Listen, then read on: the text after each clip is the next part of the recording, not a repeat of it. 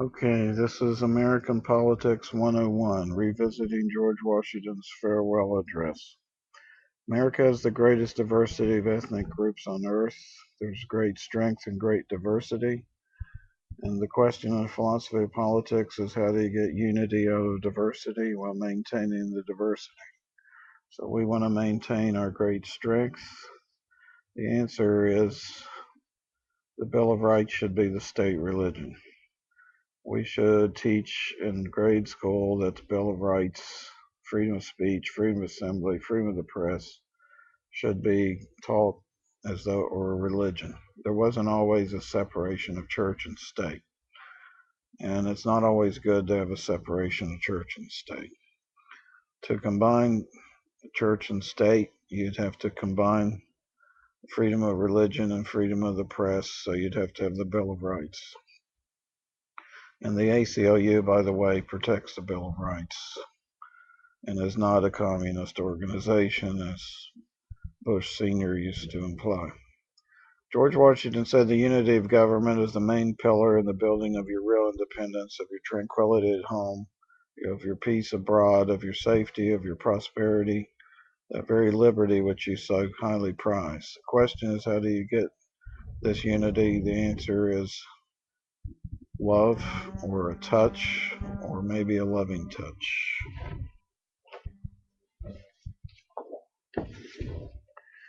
American Political Wisdom 101.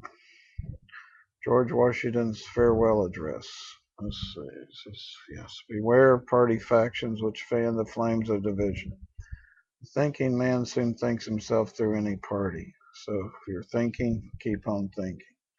The party system serves to distract the public councils and enfeebles the public administration. It stirs up the people with ill-founded jealousies and false alarms, kindles the animosity of one against another, and it opens the door to foreign influence and corruption. Believe me, we have foreign influence and corruption here. Thus, the policy and the majority will of our current country is subject to the policy and will of another. America has been betrayed since 1945. The country's gone downhill since Allen Dulles hired Hitler's master spy, General Reinhard Gehlen, and 4,000 Nazis to work for the CIA. Find the book, The General Was a Spy. Find Gehlen's memoirs. Hitler wanted to continue fighting the Soviets even after he's losing the war by creating a famine inside the Soviet Union to starve 40 million Russians to death and enslave the rest. Gehlen lied to us, telling us the Soviets had 175 battle-ready divisions ready to take over Europe, bomb the United States and Great Britain. Didn't happen. He started the Cold War saying the Soviets were going to reinvade Poland and Germany. And later he got Truman into Korea and Cuba, Kennedy into Cuba, and LBJ into Vietnam. They said Truman was soft on communism because said he lost Red China. So Truman invaded Korea saying, I'll show you how soft I am on communism. Then MacArthur invaded China and Truman had to fire him. The Joint Chiefs of Staff told Kennedy to invade Cuba. It was Allen Dulles' plan, Richard Bissell's. Kennedy said it was the dumbest thing he ever did in his life. Led to the Cuban Missile Crisis, made him mad, and he decided to fire Dulles and Bissell. When he did that, signed the order to pull out of Vietnam, dismantle the CIA. The order went out to kill Jack Kennedy. It's covered up by the FBI, which is given domestic targets by the CIA. We lost 58,000 troops in Vietnam, which was a racist war in which we were killing non-white people. While the blacks and whites over here couldn't live in the same neighborhoods, they were dying on the same battlefields of Vietnam. Read Martin Luther King's biography by Stephen Oates.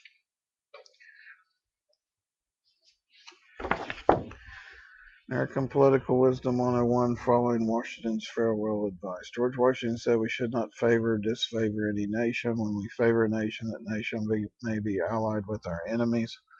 So we're really helping our enemies and false friends. When we disfavor a nation, that nation may be allied with our friends. So we may be really hurting our friends. Is that what we really want? No. Goes back 2,600 years to Plato. How do you know who your real friends are and who your real enemies are? Well, friend in need is a friend indeed. Friends don't lie to friends. Right now we are broke while we favor China and Israel. We were lied to by the Mossad, who told us that Saddam was going to go nuclear and seize all the oil in the Mideast. Tell Joe Biden that's why we went. That's why Bush went in. We should not be favoring any nations. We should not bear false witness against Iran, Cuba, and Russia. Cuba never invaded us. Iran never invaded us, and Russia never invaded us. We need to stop the blockades on Cuba and Iran. The blockades hurt mostly women and children. And Hillary, if you want to empower women and children, then you need to tell Obama to drop the blockade on Cuba and quit being so stupid.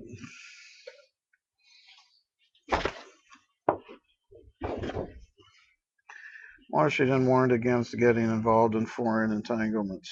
General Eisenhower warned about the vast military-industrial complex. He also told us not to talk to the Nazis we captured. Instead, we hired the stupid SOBs. Some of these Nazis were SS and Gestapo wanted in Poland and Russia. They should have been tried at Nuremberg for involvement in the Holocaust. Some of them had killed and tortured Americans, and we hired them to work for us to spy against the Soviets. They went overseas assassinating democratically elected presidents of countries, and those in Greece, Italy, and a host of other countries all over the world. And so we were not building democracy.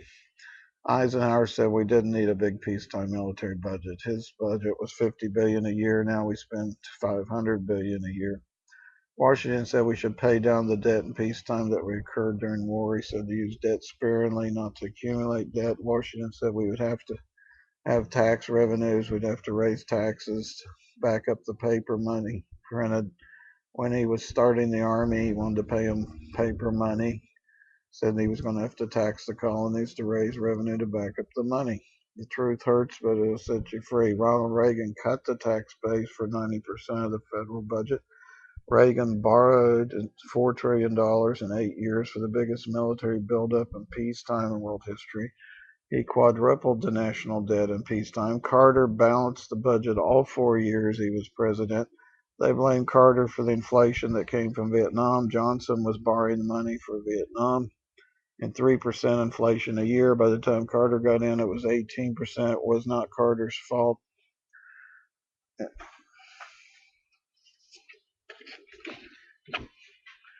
American Political Wisdom 101, GW's Farewell Address.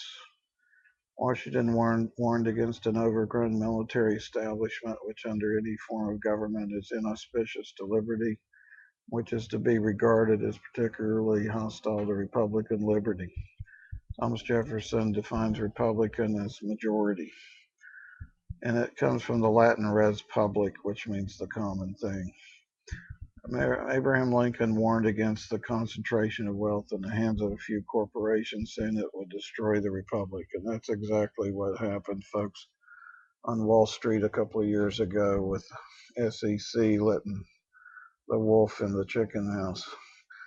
America is off the tracks of economic prosperity as well as civilian control of the military. What Donald Trump doesn't realize is that 40 international corporations run the earth. These 40 multinationals do not care about the people in the United States and Russia nor in China. Just put their factories in the most suitable geographic locations where they can make the most profit. They're chasing the cheap labor markets around the globe, and we're not it. Walmart has 4,000 stores over there paying 25, 30 cents an hour to the Chinese. How are we going to compete with that kind of cheap labor? And that's exactly what's going on. These people are working for slave wages, and they're marking the stuff up 80%. Of course, we now quit buying the stuff from the Chinese, but you're not going to get the labor over here. People who don't think government works should not be in government, Jim Wright said. People don't think government works should get out of government. Our U.S. government works. The fact is, we got out of Vietnam. It took us about 10 years, but we did it. Henry David Thoreau said that a standing army is a branch of the standing government. The government that governs least governs best. So if you think a government that governs best is the one that governs not at all, then you would want to get rid of the standing government, in which case you get rid of the standing army. Ron Paul says only empires need bases overseas, and we're not an empire, so why do we need 700, 800 bases overseas, sucking up the entire IRS revenue per year? $1 trillion in tax revenue. That's the $1 trillion that we were short when Obama came in from the Bush administration. While we were closing down bases here, all of our tax money has gone overseas to fight endless wars that we were misled into by enemy spies. Read Israeli Mossad and Larry Franklin at the Pentagon, working for James Faith, A. DeWolfowitz, who gave us baloney about pre-war Iraq, Saddam Hussein. We need to cast out the mote in our own eyes in order to see the mote in others' eyes. We need to cut off foreign aid to Israel, Egypt, and Syria and rebuild America. Foreign aid to Egypt is $1 billion a year we're paying them to not attack Israel. We're paying Israel $3 billion a year to buy military equipment, which they never have to pay back, and they're using to build on the West Bank and pay the congressman who voted for it. So it's what is you pay to play, something like that. Meanwhile, like Trump says, we don't have $1 million to build a school in Brooklyn because we're sending it over there. And New York is broke, and some other states, about 47 states, are broke while we're spending $100 billion in Afghanistan. Bring the troops home and give them jobs guarding our borders. America is a vast political laboratory without equal anywhere on earth. It took about 10 years to get out of Vietnam, but we did it. That proves our government works. Can't never did anything. If you think you can't, or if you think you can do something, you're correct. Individuals and groups of individuals can do almost anything. We need to return to the wisdom of the ages to recreate the good things we find in the past. God creates out of nothing. It's an idea people have forgot. Eternal vigilance is the price of liberty.